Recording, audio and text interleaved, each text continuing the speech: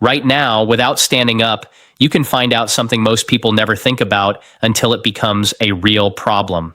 How well is blood actually moving through your legs at this moment? Give yourself a starting score of 5. I'm going to walk through 5 quick questions, and for everyone that's true for you, take away 1 point. First, are your feet or toes cold even when the rest of the room feels warm? That's often a sign that blood is having trouble completing its full round trip down to your toes and back. Second, by the end of an ordinary day, do your legs feel heavy or tired, even without a long walk? That heaviness usually means fluid and blood have started settling in the lower legs because the return trip upward has slowed down. Third, do your ankles swell in the evening, maybe leaving sock marks or making your shoes feel tighter at night than in the morning? Fourth, do you wake up to sudden cramps in your calves? Muscles cramp when they're short on oxygen, and oxygen travels through the blood, so this is often connected to the same slowdown. Fifth, have you noticed spider veins or varicose veins appearing in the last few years that weren't there before? Whatever number you land on isn't a verdict. It's simply where you're starting. And if your score is low, that's actually useful information because it means there's real room for the next few minutes to make a difference. It's worth saying clearly that this isn't a medical diagnosis, just a way of paying closer attention to signals your body has probably been sending for a while without much notice. It's also worth noticing whether the stiffness or heaviness is worse first thing in the morning or later in the day, since that pattern itself is useful information. Heaviness that builds through the day points more towards simple gravity and inactivity, while stiffness that's already there at wake-up can be worth mentioning to a doctor. Here's the part almost nobody explains clearly enough. Your heart doesn't have much trouble getting blood down to your legs. Gravity helps with that half of the journey. The hard part is bringing that blood back up, against gravity, all the way to the heart. Inside your leg veins are tiny one-way valves whose entire job is to stop blood from sliding back down once it's pushed up. As we get older or when we sit still for long stretches, those valves get less support and gravity starts winning more of the tug of war. Blood pools lower in the legs. That's what causes the swelling, the achy heaviness, and over time the visible veins. This isn't something that only happens to a certain type of person either. It shows up in people who sit at desks all day, people who stand for long shifts at work, people who travel often, and people who simply spend more evenings on the couch than they used to.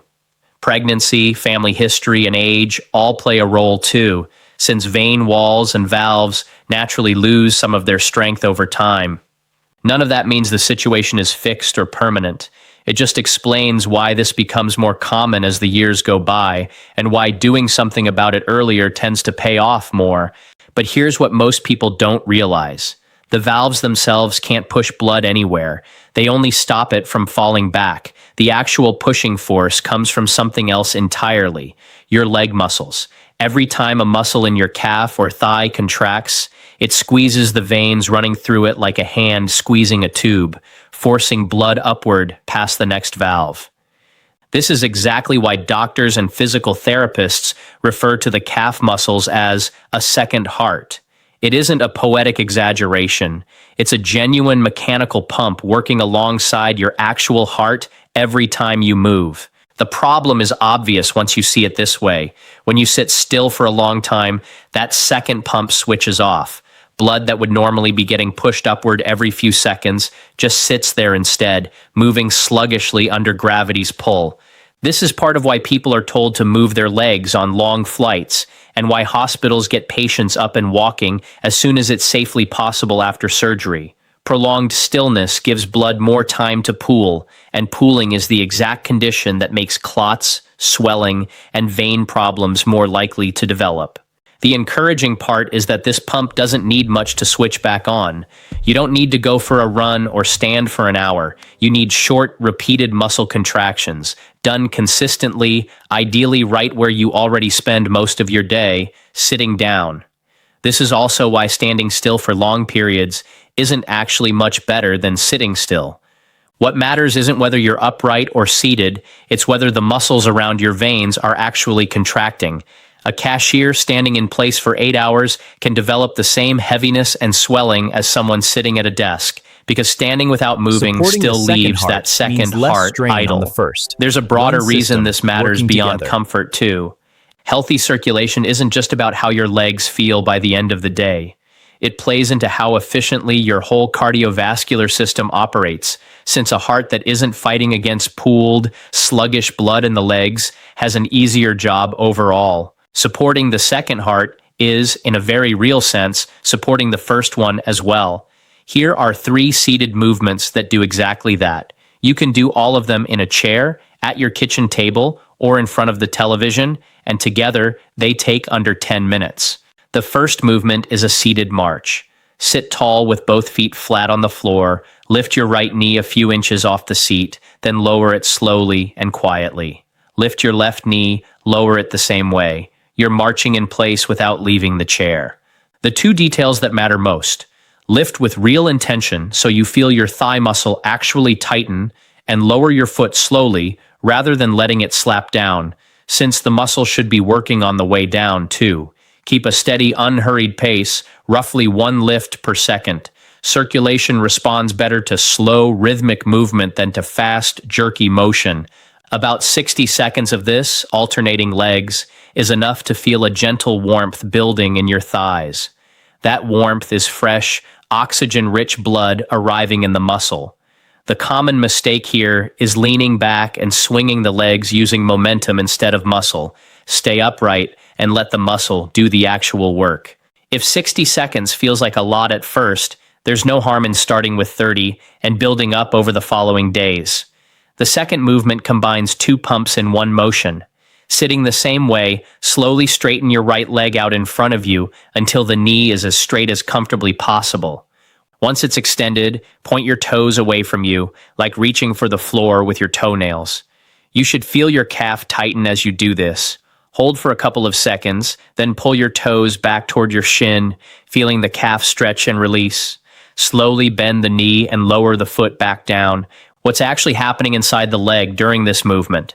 Straightening the knee engages the thigh muscles, which squeeze the veins running through the thigh, while pointing the toes engages the calf, which squeezes the deeper veins lower down. In one smooth motion, you're pushing blood upward from ankle to hip. Do about 10 of these on each leg. If a fully straight knee is uncomfortable, only extend as far as feels fine, or skip the knee extension altogether and just do the toe points with your feet flat on the floor. The toe point alone still activates the calf pump, so nobody needs to feel like they're missing out on the benefit just because the full range of motion isn't comfortable yet. The third and most important movement doesn't rely on repetitions so much as steady, sustained pumping, and it's the closest thing to walking you can do while seated. Feet flat on the floor, hip width apart, toes staying planted. Lift both heels off the floor as high as comfortably possible, coming up onto the balls of your feet, and squeeze your calves at the top before slowly lowering your heels back down. That's one pump. After around 30 seconds, you may feel a mild burn in your calves, a sign the muscle is genuinely working. If it gets uncomfortable, pause for 10 seconds and continue. Once the 2-legged version feels easy, you can progress by doing 1 leg at a time, which roughly doubles the demand on that calf, or by placing a thick book under the balls of your feet so your heels drop slightly below your toes, giving you a longer range of motion and a stronger contraction. This particular movement is worth repeating throughout the day, since it requires nothing but your own feet and can be done while on a call, watching something, or sitting at a table. Some people find it helpful to link it to something they already do daily, like every time they sit down to eat or every time a certain show comes on, so it becomes automatic rather than something to remember. Doing all 3 together once a day takes roughly 5 to 6 minutes. It tends to work best in the afternoon or evening, once fluid has had time to accumulate in the legs from a day of sitting. One practical note: try not to do these within an hour of bedtime, since moving fluid back upward from the legs can mean an extra bathroom trip overnight. Consistency matters more than intensity here. Doing all 3 movements every single day, even briefly, tends to produce better results than doing an intense, longer session once a week and then forgetting about it for the following 6 days. The body responds to steady, repeated signals far better than to occasional bursts of effort, and this is really no different from any other habit built around the body's own natural mechanics. Beyond the exercises themselves, a few daily habits make a real difference to circulation. The first is about hydration timing. When the body is short on fluids, blood becomes thicker, and thicker blood moves more slowly, especially through smaller veins. A common pattern is drinking very little earlier in the day and then trying to catch up with large amounts in the evening, which can leave blood thicker during the day when good circulation matters most, while flooding the system right before bed and contributing to overnight swelling. A more useful approach is to front-load water intake earlier in the day, a glass before breakfast, steady sips through the morning, so that by mid-afternoon most of the day's fluid intake is already on board, tapering off in the evening. This single change tends to be one of the easiest to stick with, since it doesn't ask for more effort overall, just a different rhythm to the same amount of water most people are already drinking. The second habit involves food. Beetroot is rich in natural compounds called nitrates, which the body converts into nitric oxide, a molecule that relaxes and widens blood vessels. Research on beetroot and beetroot juice has shown modest improvements in blood pressure and blood vessel flexibility, particularly in older adults, along with some evidence of reduced clumping of platelets in the blood. This doesn't make beets a substitute for medical treatment or a literal blood thinner, but including them a couple of times a week, roasted, added to a salad, or as juice, is a reasonable, evidence-supported addition for supporting healthy circulation. Leafy greens, citrus fruits, and foods naturally rich in vitamin C also support healthy vein walls over time, so beets don't need to be the only thing on the plate doing the work. The habit worth limiting is crossing your legs while sitting, especially for long stretches. Doing so places pressure on the veins behind the knee, right in an area blood is already trying to move through against gravity, and this tends to happen most often in the evening, exactly when circulation is naturally at its slowest for the day. It's not a dramatic health risk on its own, but it's an easy thing to be more mindful of, particularly if you already deal with heaviness or swelling. If crossing your legs is simply a comfortable habit, alternating sides every so often, or uncrossing during the exercises above, is a simple enough adjustment. There's also a simple rule worth adopting if you sit for long periods at a desk or in a car. Prolonged, uninterrupted sitting is one of the clearest, most consistent risk factors doctors point to for slowed circulation and vein problems, which is exactly why frequent movement, even brief movement, matters so much. Every 20 minutes or so, give your legs 20 seconds of activity, a handful of calf raises, a few seated marches, or simply pressing your feet firmly into the floor a few times. It costs almost nothing in time, but done consistently across a full day, it adds up to dozens of small resets that wouldn't otherwise happen. Setting a quiet reminder on a phone or watch is often the only trick needed to make this stick, since the biggest barrier isn't effort, it's simply forgetting. For people who deal with more persistent swelling or heaviness, doctors sometimes recommend graduated compression stockings, which gently squeeze the lower leg to help support the vein walls and assist blood moving upward. These aren't something to buy and use without guidance, since the right level of compression depends on the individual, but it's worth knowing they exist as an option a doctor might suggest, alongside movement and lifestyle changes, not instead of them. None of this replaces medical care. If you're dealing with persistent swelling, pain, visible changes in your veins, or symptoms that seem to be getting worse rather than better, that's a conversation for a doctor, not a home routine. But for the everyday heaviness, mild swelling, and stiffness that come from long hours of sitting, these few minutes of targeted movement, paired with a bit more attention to hydration timing and a food that genuinely supports vessel health, give your body second heart exactly what it needs to keep doing its job. Go back to the number you started with. It isn't a fixed diagnosis, it's simply today's starting point.